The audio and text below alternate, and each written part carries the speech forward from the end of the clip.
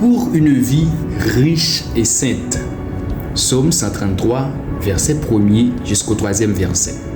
Voici, oh qu'il est agréable, qu'il est doux pour des frères de demeurer ensemble. C'est comme l'huile précieuse qui répandue sur la tête descend sur la barbe d'Aaron qui descend sur le bord de ses vêtements. C'est comme la rosée de l'Hermon qui descend sur les montagnes de Sion, car c'est là que l'Éternel envoie la bénédiction pour l'éternité. Remarquez la phrase de la fin, l'Éternel envoie la bénédiction.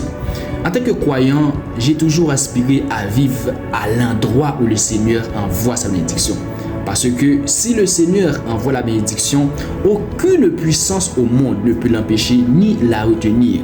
Nous voyons si souvent le peuple de Dieu implorer la bénédiction, prier pour la bénédiction, chercher la bénédiction. Je comprends cela.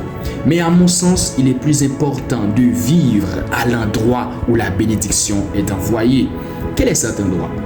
C'est l'endroit de l'unité, là où les frères demeurent ensemble dans l'unité.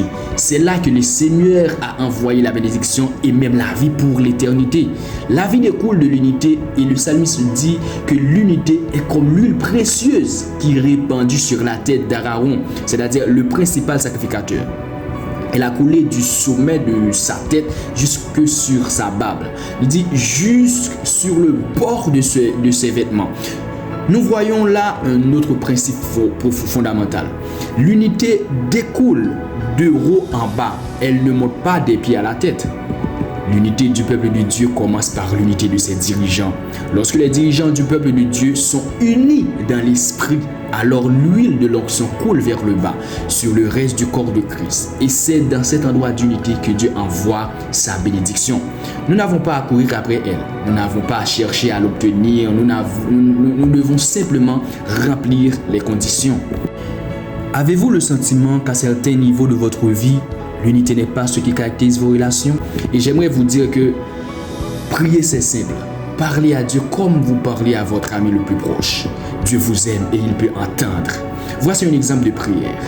Seigneur, je reconnais que j'ai cherché la bénédiction sans réaliser que je devais aussi et surtout chercher l'unité.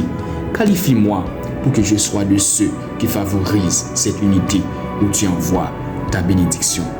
Pour une vie riche et sainte, c'était votre serviteur, Donny Van Henson.